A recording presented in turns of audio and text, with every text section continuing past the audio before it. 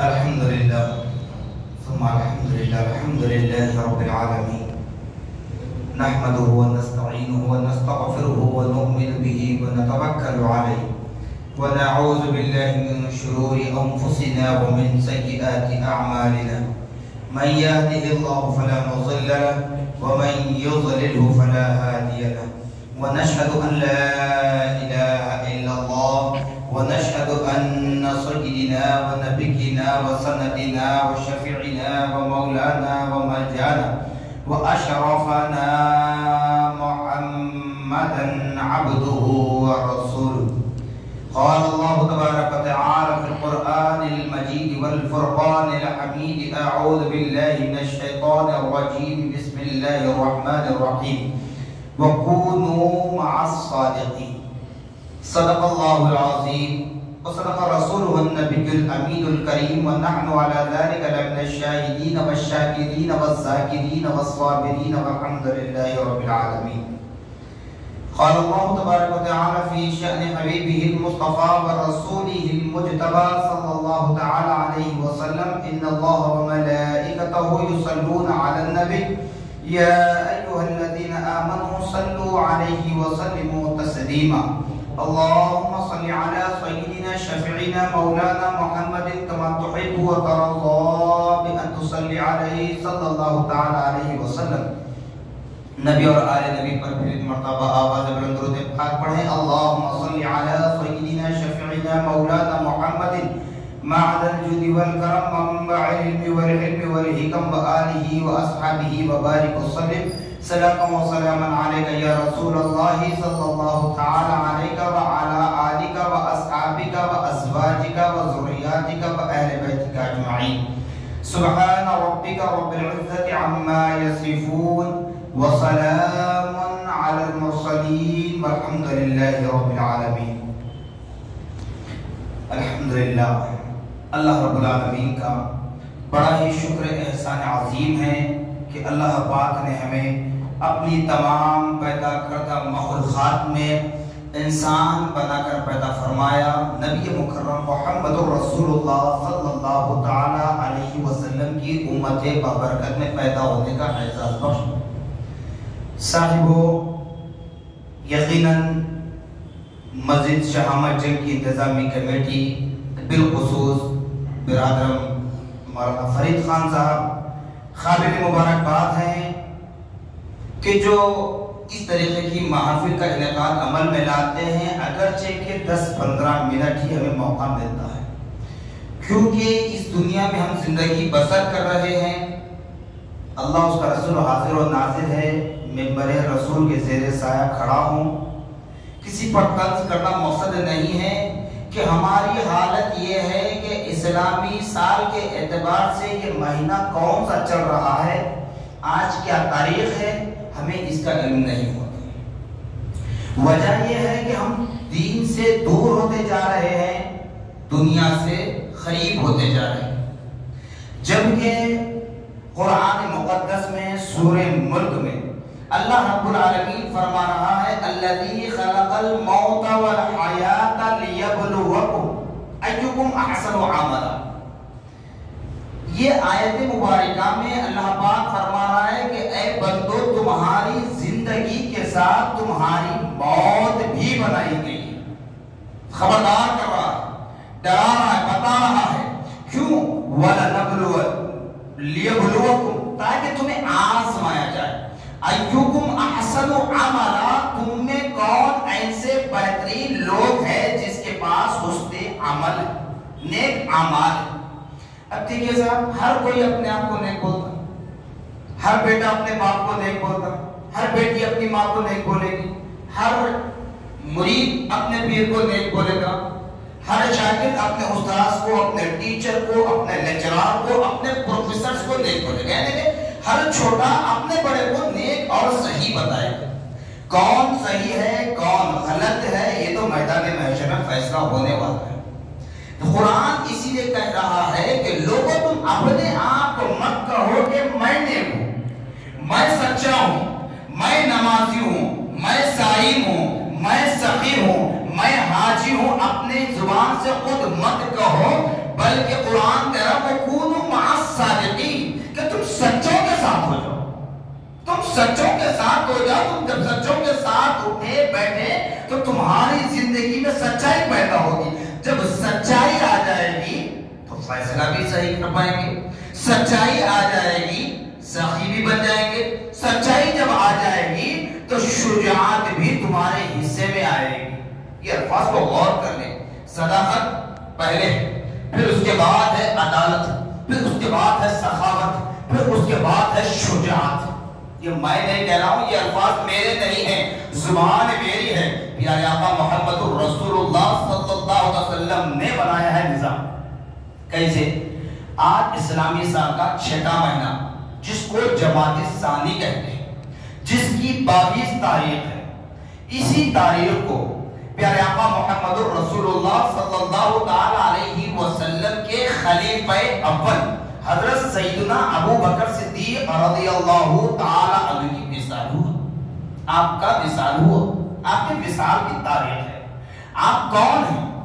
اگر بتاؤں، کیونکہ وقت کے اعتبار سے بات کرنا شارٹ اینڈ سویٹ بتاؤں گا کہ آج ہمارے پاس دنیاوی اعتبار سے تمام رشتے دیکھے جاتے ہیں، رشتوں کی تعظیم ہوتی ہے، اور یہاں پر ہر رشتہ جو کہ فنا ہونے والا ہے، لیکن میں بڑا۔ آپ دیکھ لیں حضور پاک صلی اللہ تعالی علیہ وسلم اور حضرت ابو بکر صدیق رضی اللہ تعالی، دونوں کا اگر رشتہ آپ دیکھیں گے تو حضور پاک صلی اللہ تعالی علیہ وسلم ابو بکر رضی اللہ عنہ کے داماد ہیں۔ ابو بکر رضی اللہ عنہ نبی کے خسر محترم یعنی سسرے، مگر ادب سکھایا ہمیں صدیق اکبر نے۔ کیسے؟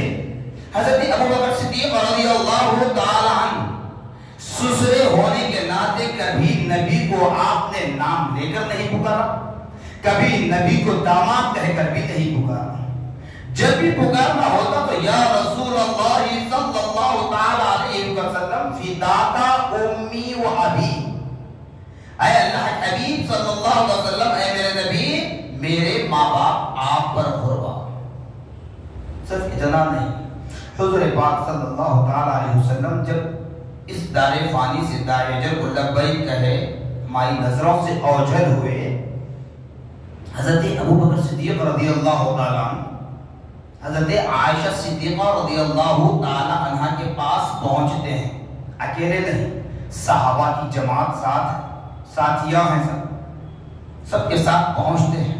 اور حضرت عائشہ صدیقہ رضی اللہ عنہ کون ہیں؟ نبی پاک صلی اللہ علیہ وسلم کی زوجہ مطہرہ ہیں، لیکن حضرت ابو بکر صدیق رضی اللہ تعالی عنہ کی صاحبزادی ہیں، بیٹی ہیں۔ اب بتائیے، دنیا کا کوئی قانون، دنیا کا کوئی لا، دنیا کا کوئی آئین دستور کہیں یہ بنا نہیں گیا کہ اگر کسی کا بیٹا بڑے سے بڑے پوسٹ پر چلا جائے، حکمران بن جائے، پرائم منسٹر بھی اگر بن جائے، تو باپ اس بیٹے کو نام لے کر پکار سکتا ہے، بیٹی کو نام لے کر پکار سکتا ہے، اس کے اوپر کوئی بھی دفع نہیں لگے گا، سزا نہیں ملے گی، کیونکہ بیٹا۔ تو محبت دیکھیے، حضرت ابو بکر صدیق رضی اللہ عنہ جب ماں عائشہ صدیقہ رضی اللہ عنہ کے پاس پہنچتے ہیں تو عرض کرتے ہیں، اے ام المومنین، بیٹی ہیں، نام لے کر کہہ سکتے تھے لیکن آپ نے نام لے کر نہیں فرمایا، کہا اے ام المومنین، بتاؤ ہمارے نبی کی زندگی کیسی تھی، ہمارے نبی کی زندگی کیسی تھی؟ جبکہ سفر میں ابو بکر صدیق ساتھ ہے، حضر میں ابو بکر صدیق ساتھ ہے، غار میں ابو بکر صدیق ساتھ ہے، ہجرت میں ابو بکر صدیق ساتھ ہے، باوجود اس کے وہ ابو بکر صدیق رضی اللہ تعالیٰ عنہ ماں عائشہ صدیقہ رضی اللہ تعالیٰ عنہ سے پوچھتے ہیں، اے ام المومنین، بتائیں ہمارے نبی کی زندگی کیسے تھی، کیسے گزرا کرتی تھی، رات دن کیسے گزرا کرتے تھے؟ ماں عائشہ صدیقہ رضی اللہ تعالیٰ عنہ نے فرمایا، کیا تم لوگوں نے قرآن نہیں پڑھا؟ کیا تم لوگوں نے قرآن نہیں پڑھا؟ سوال کس سے؟ صحابہ سے ہو رہا، نبی کے صحابہ، اور وہ صحابہ میں وہ صحابہ بھی ہیں جب قرآن اترتا وحی کے ذریعے تو کوئی لکھنے والے تھے، کوئی یاد کر لینے والے تھے، وہ تمام حفاظ بھی ہے، وہ کاتبان وحی بھی شامل ہیں، تو اب ان سے ماں عائشہ سوال کر رہی ہے کہ کیا تم نے قرآن کو نہیں پڑھا؟ تو صحابہ وہاں جلال میں نہیں آئے، ناراض نہیں ہوئے اس سوال پر، بلکہ کہنے لگے ماں ہم نے قرآن پڑھ لیا۔ تو ماں عائشہ نے فرمایا اب قرآن پڑھے ہیں تو سمجھنے کی کوشش کیجیے، چونکہ اللہ نے اپنے کلام میں اپنے نبی کی زندگی کو بیان کر دیا۔ وَالشَّمْسِ وَضُحَاهَا وَالْقَمَرِ إِذَا تَلَاهَا وَالنَّهَارِ إِذَا جَلَّاهَا، یعنی کہ کبھی زلفوں کی قسم کھا کر بتایا، کبھی چہرے کی قسم کھا کے 24 رات کی چاند کی چاندنی بتائی، کبھی آپ کے آنکھوں کی قسم کھا کر سورج کی روشنی سے تشبیہ دی۔ وہ تو خدا نے قرآن پاک ہے۔ تو ماں عائشہ صدیقہ نے یہی فرمایا کہ میرے نبی کے جانثار صحابہ اگر تم قرآن کو سمجھ کر پڑھتے ہوتے تو نبی کی ساری زندگی تمہارے سامنے آیا ہو جاتی۔ تو یہ ابو بکر صدیق رضی اللہ تعالیٰ عنہ۔ اور دوسری باتیں بتاؤں، جیسے آپ دیکھتے ہیں منبر رسول پر جمعہ ہو کے عیدین ہو، خطیب صاحب خطبہ دیتے ہیں، اہل سنت والجماعت کی بات کر رہا ہوں، کہیں اور جگہ کا میرے کو نہیں معلوم، کہیں اور جگہ کیا ہوتا ہے مجھے پتا نہیں، اہل سنت والجماعت کا طریقہ کار آپ دیکھ لیں، وہ خطیب چاہے جوان ہو بوڑھا ہو، وہ خطیب کبھی منبر کی تیسری سیڑھی پر چڑھ کر خطبہ نہیں دیتا۔ کیوں نہیں دیتا؟ جبکہ منبر پر اس لیے چڑھنا ہے تاکہ مسجد میں بیٹھے تمام مصلیوں پر آپ کی نظر جائے اور تمام مصلی آپ کو بآسانی دیکھ سکے۔ تو اس کے لیے حضرت ابو بکر صدیق رضی اللہ تعالی عنہ نے جب نبی نے حکم دیا کہ اے ابو بکر منبر پر چڑھو اور خطبہ دو، تو سب سے پہلے ابو بکر رضی اللہ تعالی عنہ نے کیا کیا؟ جب منبر پر چڑھتے ہیں جیسے پہلی سیڑھی پر قدم رکھا پھر دوسری سیڑھی پر قدم رکھا تو وہیں پر کھڑے ہو گئے، تیسری سیڑھی کی جانب آپ کے قدم نہیں بڑھے۔ کیوں؟ پیارے آقا صلی اللہ تعالی علیہ وسلم جب خطبہ دیتے تھے تو منبر کی تیسری سیڑھی پر کھڑے رہ کر خطبہ دیا کرتے تھے، تو صدیق اکبر نے تیسری سیڑھی پر اپنے قدم کو نہیں رکھا، دوسری سیڑھی پر ٹھہر کر خطبہ دیا۔ جب دونوں خطبوں کے درمیان کچھ دیر کے لیے بیٹھا جاتا ہے تو فوراً حضرت ابو بکر رضی اللہ تعالی عنہ نے تیسری سیڑھی پر بیٹھ گئے، بتانے لگے، کہنے لگے کہ جہاں نقش پائے مصطفیٰ ہو، جہاں نبی کے خطب ہو، وہ ابن قحافہ کے بیٹھنے کی جگہ ہے۔ نبی کے برابر کھڑے رہ کر ابن قحافہ بے ادبی نہیں کر سکتا۔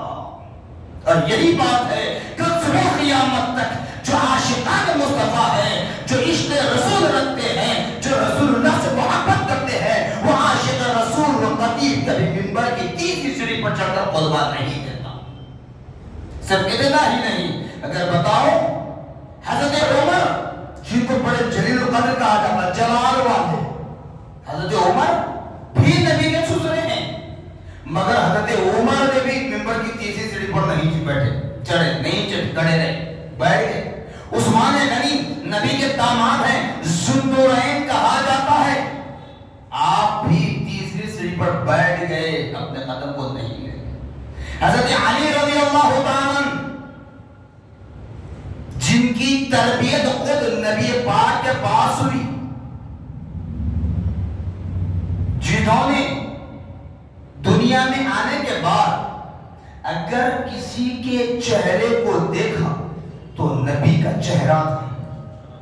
اتنا سب کچھ ہونے کے بعد، چچا زاد بھائی ہونے کے بعد، فاتح خیبر ہونے کے بعد، حضرت علی نے بھی منبر کی تیسری سیڑھی پر کبھی اپنی زندگی میں قدم نہیں رکھا۔ سب ابو بکر کی حکم کی، ادب کی تعمیر کرتے آ رہے ہیں۔ یعنی ابو بکر رضی اللہ تعالیٰ عنہ نے درس دے دیا کہ کل صبح قیامت تک کوئی بھی خطیب ہو وہ میرے نبی کی جگہ کی بے ادبی نہ کرے، وہ منبر کی تیسری سیڑھی پر قدم نہ رکھے، بلکہ وہاں بیٹھ جائے، اس کے لیے وہی نجات ہے۔ صرف اتنا ہی نہیں، حضرت ابوبکر صدیق رضی اللہ تعالیٰ کی احسانات ہم پر اتنے ہیں، اور یہ بھی ذہن میں رکھ لیں جہاں تک آواز جا رہی ہے، آج وصال کی تاریخ ابوبکر رضی اللہ عنہ کی اس لیے انہی کے اوصاف کو بیان کیا جا رہا ہے، لیکن آج تو فتنوں کا دور ایسا ہے، ایک نت نئے فتنے ہر دن، ہر آئے دن، ہر آئے رات، ہر آئے سیکنڈ ایک نیا فتنہ آ رہا، لیکن یہ بات ذہن میں رکھ لیں، نبی پاک صلی اللہ تعالی علیہ وسلم اعلان نبوت فرمانے سے پہلے ہو یا اعلان نبوت فرمانے کے بعد، فتح مکہ سے پہلے ہو یا فتح مکہ کے بعد، صلح حدیبیہ سے پہلے ہو یا صلح حدیبیہ کے بعد، جنگ بدر سے پہلے ہو یا جنگ بدر کے بعد، جنگ احد سے پہلے ہو یا جنگ احد کے بعد، جنگ حنین سے پہلے ہو یا جنگ حنین کے بعد، معراج کا واقعہ ہونے سے پہلے ہو یا معراج سے سرفراز کیے جانے کے بعد، جتنے حضرات نے پیارے آقا محمد الرسول اللہ صلی اللہ تعالی علیہ وسلم کے دستے حق پرست میں اپنا ہاتھ دے کر بیعت لی، سب کے سب قابل تعظیم ہے، لائق تعظیم ہے، آپ کسی پر انگشت نمائی نہیں کر سکتے، نہیں کر سکتے۔ اسی لیے کہہ رہا ہوں کہ آج کل سوشل میڈیا پر نت نئے فتنے چل رہے ہیں، کہنے والا کوئی کہتا ہے کہ فتح مکہ کے بعد انہوں ایمان لائے، انہوں صحابی کیسے؟ پھر ایسا بولے تو میرے پاس بھی جواب ہے، میں کوئی ایسے ہی ہمیشہ کہہ کے نہیں جاؤں گا۔ بچہ پیدا ہوتا ہے، بولنے کی طاقت ہوتی ہے، بھوک بھی لگتی ہے، بولنے کی طاقت ہوتی ہے، سوائے ہاتھ پر حرکت کرنے کے۔ اب میں کہوں گا کہ فلاں طرف آپ نہیں، کیا پروف کریں گے؟ کیا پروف کریں گے؟ اسی لیے کہہ رہا ہوں، معاف کرنا میرے کسی پر طنز کرنا مقصد نہیں ہے، اسی لیے کہہ رہا ہوں کہ صحابہ کی شان بے ادبیاں ہو رہی ہے۔ تم کون ہو فیصلہ کرنے والے؟ بتائیے آج مجھے کون سا گھر ایسا ہے جب جھگڑا نہیں ہوتا؟ میاں بیوی کا جھگڑا ہے، بہن بھائی کا جھگڑا ہے، جائیداد کو لے کر جھگڑا ہے، ماں باپ بوڑھے ہوتے ہیں گھروں سے نکالا جاتا ہے، جھگڑا ہے، ہر گھر میں جھگڑا ہے۔ ارے خود کے گھر کے جھگڑوں کو صاف نہیں کر سکتے، صحابہ پر فیصلہ کرنے کو چلے۔ صحابہ کو تم نے دیکھا، صحابہ کی زندگیوں کو تم نے دیکھا، پھر کیسے کہتے ہیں؟ جبکہ پیارے آقا محمد رسول اللہ صلی اللہ علیہ وسلم ارشاد فرماتے ہیں کہ جس نے مجھے حالت ایمان میں دیکھا، جس نے مجھے حالت ایمان میں دیکھا مرتد ہوئے بغیر، اسلام میں موت ہو جائے، حالت ایمان میں اس کی موت ہو جائے، وہ بھی صحابی ہے۔ بلکہ پیارے آقا یہ بھی فرماتے ہیں اگر کسی نے، اب جیسے کہ عصر سے مغرب کا ہمارا پروگرام، عصر کے بعد یہی ٹائم بتا رہا ہوں، بالکل مغرب کے 15 سے 20 منٹ ہے، 15-16 منٹ ہے، اسی 15 منٹ کے دوران اگر کسی نے سچے دل کے ساتھ پاک و صاف ہو کر نبی کے دستے حق پرست پر ایمان لا لیا، ٹھیک ہے، علاوہ اس کے ابھی مغرب پڑھنے سے پہلے ملک الموت نے اس کی روح کو قبض کر لیا، اس کی موت آ گئی، تو نبی نے فرمایا وہ بھی صحابی ہے، جبکہ ایک وقت کی نماز نہ ہو سکی۔ کیوں؟ اس لیے کہ نبی کو حالت ایمان میں دیکھنا، حالت ایمان میں انتقال کر جانا، وہ صحابی کا موقع ہے۔ صحابی کوئی اپنے سے نہیں بنتا، اگر ایسا صحابی بننا ہوتا تو پھر آج اور بھی دعوے ہو جاتے۔ تو بہرحال حضرت ابوبکر صدیق رضی اللہ عنہ کی فضیلت اپنی جگہ مسلم ہے، عمر فاروق کی فضیلت اپنی جگہ مسلم ہے، عثمان غنی کی فضیلت اپنی جگہ مسلم ہے، حضرت علی شیر خدا کی فضیلت اپنی جگہ مسلم ہے، ماں فاطمہ الزہرا کی فضیلت اپنی جگہ مسلم ہے، حسنین کریمین کی محبت اپنی جگہ مسلم ہے، لیکن آپ غلو نہ کریں، غلو نہ کریں۔ حضرت ابوبکر صدیق رضی اللہ عنہ کو نبی نے صداقت دے دی، فاروق اعظم کو عدالت دے دی، عثمان غنی کو سخاوت دے دی، حضرت علی کو شجاعت دے دی۔ یہ سب نبی کے اوصاف حمیدہ تھے، جو مال متروکہ جب ہمارے والد کا انتقال ہوتا تو جائیداد کیسے پراپرٹی تقسیم ہوتی ہے، نبی نے اپنی زندگی میں یہ اپنا متروکہ دے دیا۔ بس ایک آخری بات بتاتا ہوں، جمادی ثانی کے بعد آنے والا مہینہ رجب کا، رجب کی 27ویں رات معراج ہوئی نبی کو، نبی معراج سے سرفراز ہونے کے بعد جب واپس آئے، مکے میں ابو لہبیوں سے کہنے لگے کہ میں معراج پر جا کر آیا، آسمانوں کی سیر کر کے آیا، عرش اعظم پر جا کر آیا۔ ابو لہب مذاق اڑانے لگے۔ اب وہ نادان ہے، حضرت علی کے پاس نہیں گئے، حضرت عثمان کے پاس نہیں گئے، حضرت عمر کے پاس نہیں گئے، کہاں؟ حضرت ابو بکر کے پاس آئے، ابو بکر کے پاس آئے، آ کر کہنے لگے سنو اے ابو بکر، اے ابن قحافہ سنو، نبی محمد کہتے ہیں، دشمنوں کے الفاظ کو بیت بھی نہیں کر رہا ہوں، نبی محمد کہتے ہیں کہ آن کی آن میں فرش سے عرش پر گئے، آسمانوں کی سیر بھی کرے، جنت اور دوزخ کا مشاہدہ بھی ہوا، پھر اللہ سے باتیں ہوئی، اللہ کے پاس سے تحفے طائف لے کر آئے، جب واپس آئے تو زنجیر جو حرکت کر رہی تھی بالکل ویسی حرکت کر رہی تھی، بستر پر جس بستر پہ آپ آرام کر رہے تو بستر کی گرماہٹ باقی تھی۔ حضرت ابو بکر رضی اللہ تعالیٰ عنہ نے پسو پیش نہیں کیا، ابھی یہ دشمنوں کی زبان سے الفاظ چلی رہتے تنزیہ طور پر، حضرت ابو بکر نے برجستہ کہہ دیا، اے نادانوں بس کرو تمہارا بولنا، اگر میرے نبی نے کہا ہے تو بالکل حق ہے، کوئی دوسرا کہتا تو میں تحقیق کرے بغیر اس کی گواہی نہیں دیتا۔ بانی جامع نظامیہ علیہ رحمۃ اللہ تحریر فرماتے ہیں ماں عائشہ صدیقہ رضی اللہ عنہ کی روایت کو کہ اسی وقت نبی پاک صلی اللہ علیہ وسلم کی بارگاہ میں جا رہے تھے حضرت ابو بکر صدیق رضی اللہ تعالی عنہ، تو نبی نے فرمایا انت صدقت، تو نے سچ کہا، بلکہ نبی نے یوں فرمایا انت صدیق، تو صدیق ہے۔ ابو بکر کو فرمایا تو صدیق ہے۔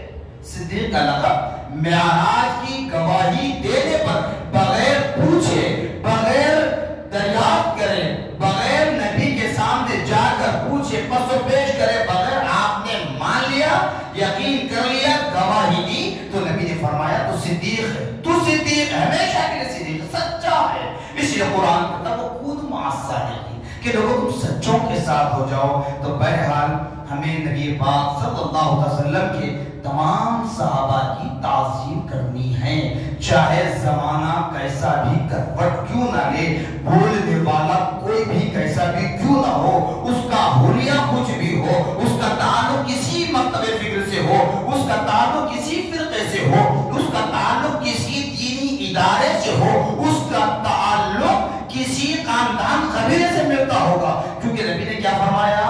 تخصیص نہیں کی، جبکہ صحابہ میں اللہ نے کیا فرمایا؟ اصحاب صفہ، اصحاب کہف، عشر مبشرہ، خلفائے راشدین، لیکن نبی نے کیا فرمایا؟ میرے صحابہ آسمان پر تاروں کے مانند۔ یہ نہیں کہا کہ فتح مکہ سے پہلے کے صحابہ، فتح مکہ کے بعد کے صحابہ، یہ نہیں فرمایا کہ جنگ بدر سے پہلے کے صحابہ، جنگ بدر کے صحابہ، تخصیص نہیں فرمائی، بلکہ نبی نے کیوں فرمایا جو میرے صحابہ کی اقتداء کرے گا وہ کامیاب و کامران ہو جائے گا۔ تو بہرحال جس کو آپ فالو کرنا وہ آپ کی مرضی ہے، آپ کا اختیار ہے، لیکن جو کہنا ہے یہ کہہ رہا ہوں کہ تمام صحابہ کی ہمیں تعظیم کرنا ہے، کسی کی شان میں ہم بے ادبی نہیں کر سکتے۔ اگر کرنا ہی چاہتے ہیں تو پھر یہ کہوں گا کہ تم پہلے اپنے گھر کے تمام جھگڑوں کو صاف کرو۔ کون سا گھر جھگڑوں سے خالی بتائیے مجھے؟ بڑے سے بڑی عدالت کے جج کے گھر میں جھگڑا ہے، بڑے سے بڑے سرپنچ کے گھر میں جھگڑا ہے، بڑے سے بڑے مفتی کے گھر میں جھگڑا ہے، کوئی گھر جھگڑے سے خالی نہیں ہے۔ کیوں؟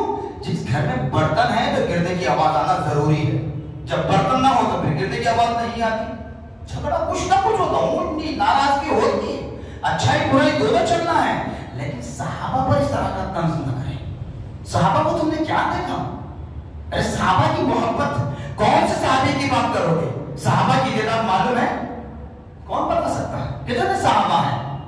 تو ادھر ادھر سے لا کر من گھڑ روایتیں نہ دے، کیونکہ امام بخاری رحمۃ اللہ علیہ جب سرکار کی حدیث تحریر فرمانا ہوتا تو دن میں اگر 10 حدیثیں بھی لکھ رہے ہوتے تو 10 مرتبہ غسل کرتے، 10 مرتبہ کپڑا بدلتے، 10 مرتبہ 2 رکعت شکرانہ نماز ادا کرتے، 10 مرتبہ اپنے جسم کو خوشبو سے معطر کرتے، اس کے بعد حدیث لکھتے۔ تو بتائیے امام بخاری سے بڑھ گیا؟